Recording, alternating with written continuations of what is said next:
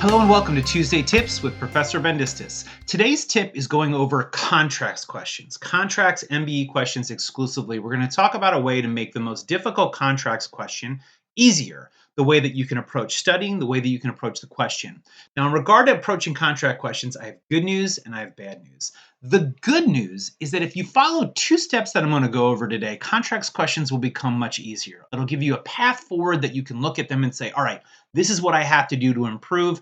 This is classically an area of law that I think people have a lot of trouble with. It's usually contracts and property. The bad news is that both steps are difficult. They take a lot of time, they take a lot of practice. So this is a good time to go over these concepts because if you can start early with both of these, again, it's an area that I think is classically difficult that we can make a lot easier. The two tips I'm going to talk about when it comes to mastering contracts questions is to first figuring out how to detailedly deconstruct the facts of each question. How do you look at a fact pattern that feels pretty dense and isolate it sentence by sentence to make sure that you're getting the most important information out of the question? Often when it comes to questions like this, a detailed analysis of the facts can lead you to a very narrow point of law that answers the question very easily. I was talking about a lot of this with Dean Clark earlier because I actually thought Monday's question, the one that we're going to go over today, was actually pretty difficult. He was like, no, that question's so easy. And I think it's easy because once I think you see the issue and you can see the problem, it's almost mathematical. It's like 1 + 1 = 2, right? If this applies, then this applies. And I'm going to try to make this question seem easier, even though I can recognize that it takes a lot of time and practice to get to that point. The second one, and I recognize this is a very possibly annoying suggestion because it takes a lot of time, is I think contracts, very specifically is a good topic to really commit to memory. All of the detailed rules, all of the little points of analysis. It's the kind of thing where this more than anything, if you can really detailedly read it over, commit it to memory, understand the rules, then everything becomes a lot easier and you're able to really get a good idea of where the individual issues apply to rules, which once again makes the questions a lot easier to answer. Our first tip covers the idea of fact patterns. How do we look at a contract's fact pattern and know exactly what it is that we're supposed to gather out of it?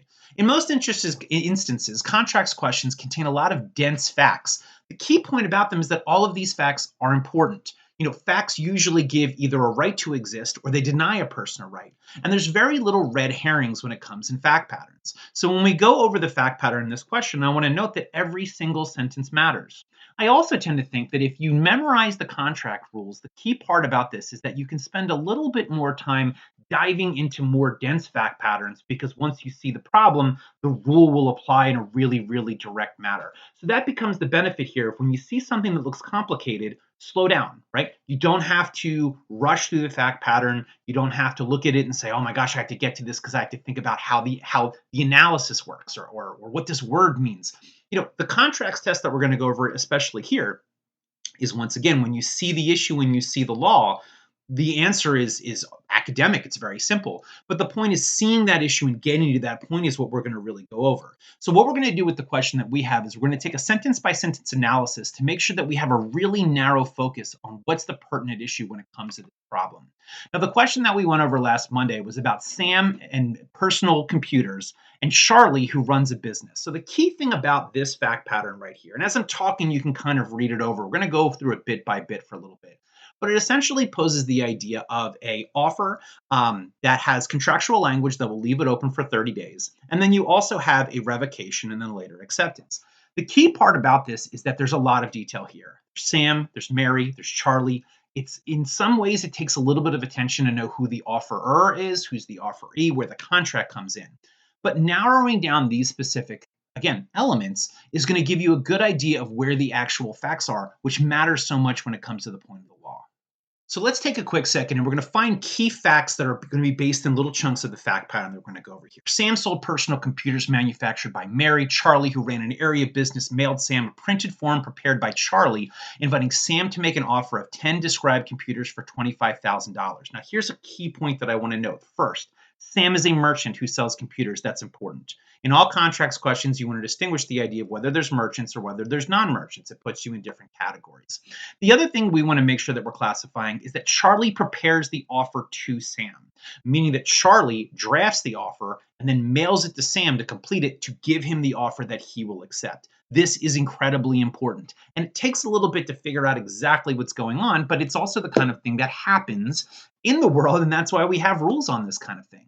So when it comes to this point here with these sentences, these are the most two important things that kind of get us on a certain path that we know that we're going to work for. We're dealing with the UCC. We're dealing with the narrow focus of how the offer is given, and we're going to keep those in mind as we continue to work through the fact pattern.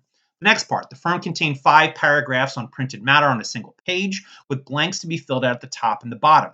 The third paragraph provided as follows: the offer will be held open for 30 days after receipt by the offeree. The form had printed terms and all of it was on one form. That also matters. It's going to be important in the later. It also contains a requirement to keep the offer open. Now, this to me puts us in the classification of where we are when it comes to contractual terms. The contractual requirement to keep an offer open is the issue, right? Like whether or not that matters or not. But we have to also incorporate the other key facts that really matter for the purposes of later points of the question. When we go to the next part, Sam fills out the blanks at the top as requested by Charlie, signed the form on the signature line, dating it February 28th, and returned it to Charlie, who received it on March 3rd. He fills out the information, he completes the offer, and that Charlie receives it within 30 days. So again, when we go back to the contractual language, it's held open for 30 days. He has it within that period of time, so we know the dates. When we get to the last part of the question, Sam notifies Charlie by fax the offer was revoked, but then the next day, Charlie sent Sam an acceptance of the offer. So Sam revoked before acceptance, Charlie accepted the offer after acceptance. So ultimately, the issue that we're coming into from a big picture perspective is what is the validity of the firm offer to keep it open? Does that contractual provision matter? Now, if we can organize all of these key facts, these are the determinative facts that are really going to decide where we're coming from. First, Sam is a merchant, and that Sam sent the offer to contract with Charlie. That's a key point that we're going to have to note, and that's a thing that I want to make sure that you have a good mindset on, because that's determinative when it comes to the law. The offer was printed on a pre-printed form from Charlie that was all included on one page. It contains a 30-day provision to keep the offer open that Charlie revoked within the 30 days, but then Charlie accepted within the 30 days after Sam's revocation. So what's the issue that we're dealing with? We have to deal with the fact of whether or not a firm offer in a contractual provision with a merchant, right, that was provided by another party, right, is contractually binding on the parties. Now, there's a lot of different nuances to this, but the number one thing to note is that we have an idea based on the facts of what the problem is. And in a lot of instances, when it comes to the UCC, when it comes to contract provisions, especially with MBE questions like this, there's usually a rule that's directly on point with the problem that we can apply to make everything easier. That rule is UCC 2205. Now, this language here, I personally find dense, right? Like if we're just talking Professor Bendistis to you. So I recognize the idea that this takes a little bit of time to deconstruct.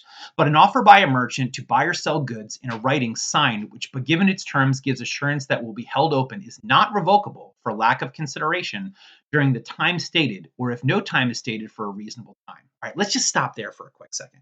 The key thing to note there is that if you're a merchant and you have an offer if you write a firm offer to keep it open, right? Even if there's no consideration, it's non-revocable. So that's a key point when it comes to our problem. That's just something to think about right from the start. I'm going to keep going for a quick second, but I want to note that automatically, when we look at our offer here, we have a merchant, we have a contractual provision to keep the offer open, and there's no consideration. So if we were just leaving it there, if that was like the end of the question, well then yeah, that's a contractually binding provision based on that language. Let's keep going though. But in no event may any such period of irrevocably exceed 3 months. We're still okay, right? Our period's only 30 days, so our offer's still good. Well, let's read this last sentence. Any such term of assurance on a form supplied by the offeree must be separately signed by the offerer. Okay, now that's our problem, right? The problem here is that we have a form that isn't separately signed by the offeree, that this firm offer is a part of the original offer and it's all part of the same agreement. So when we look at this, we can automatically say, well, that's not binding because it's not on a separate page. Now, again, this is not a problem that requires a deep amount of insight or really kind of analysis where you have to balance two different thoughts. Like compare this to the contracts or the constitutional law question that we talked about earlier this week, right, in the Tuesday tips, where we're going over the idea of adequate and independent. Those are things that you have to understand. You have to apply the different element and think about it. It's either on the same form or it's not on the same form.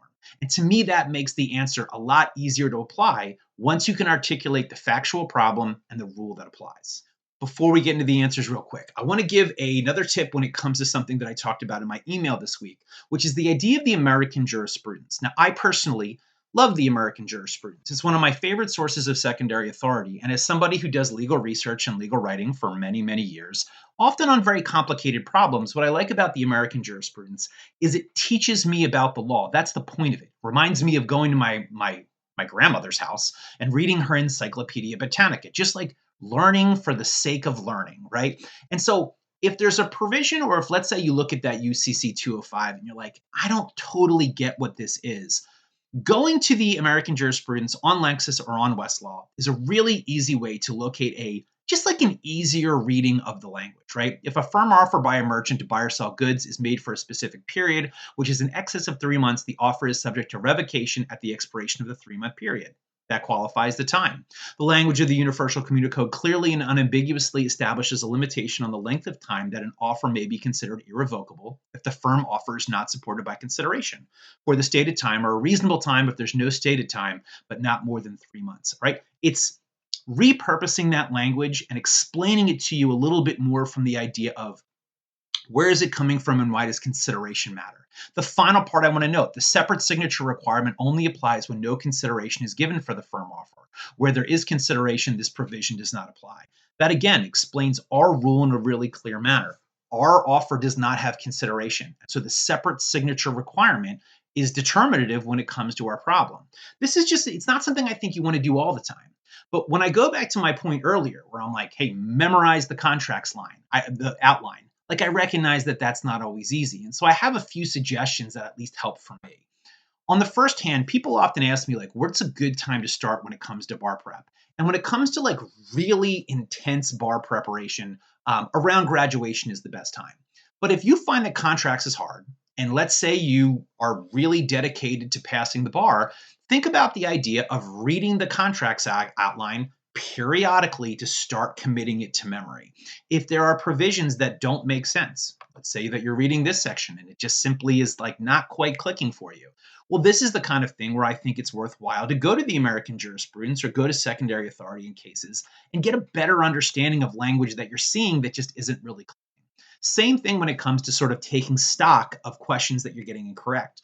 If you're taking a lot of MBE questions and you're like, I'm getting firm offer questions wrong all the time, that's an idea where you want to get a deeper understanding of it from not just the rote memorization. Because again, if I feel like if you don't see this issue or you're applying it incorrectly, it's more the comprehension issue than it is just simply memorizing the language. And that's where I think content like this makes sense. Another thing that I did, and again, this was just my own sense of how I memorize things, is that I would consistently rewrite the outlines, meaning that I would strive to take language like this and make it look like this.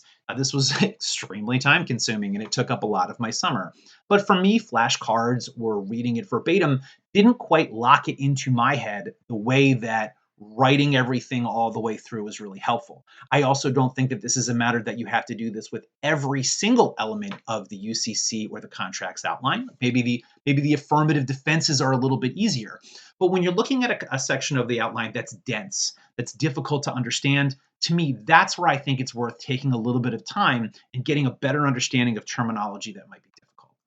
Last step that we're going to do, we've already talked about the idea that we know that this is revocable because it did not meet the separate signed requirement.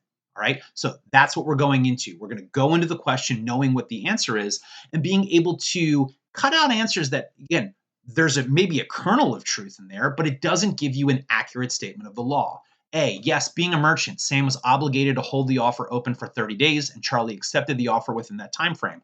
That is not a complete answer. It does not account for the final line of 205, and it doesn't account for the fact that it is revocable if it's not a separately signed requirement.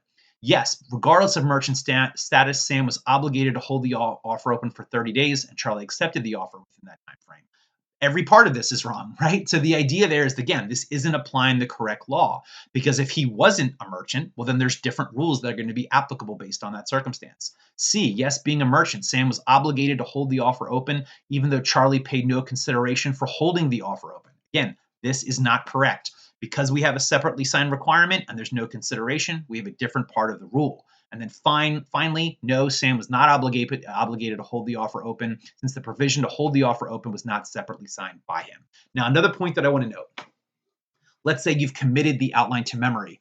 Why D is such a good answer is that it kind of leads you to the point of what you're looking for. Meaning that let's say you didn't see the problem and maybe the idea that it was a separately signed document didn't quite click with you. If you've got the outline memorized and you see D, you can go, I remember 2-205. That'll jump you to the rule. That'll kickstart exactly what you need to get the answer correct. So this is the point, is that, again, there's no debate here. There's no arguing against yourself. There's no second best answer. It is only the answer D, but it requires a really deep understanding of the facts. It requires a really strong memorization of the contracts outline to make sure that these answers can be easier. But once you have those things, I think these answers are a lot easier. That's our Tuesday tips for this week. We're going to be back throughout March leading up to Jeopardy. We're going to cover a lot of different questions when it comes to the MBE. If you have any questions for me, you can email me, bebendistis@widener.edu. You can stop by my office. The key thing being this: passing the bar is hard, but it's not impossible. And if you kind of take a little bit of extra steps leading up to it, everything's going to be just fine. If you have any questions, again, reach out to me. But otherwise, have a wonderful rest of your Tuesday.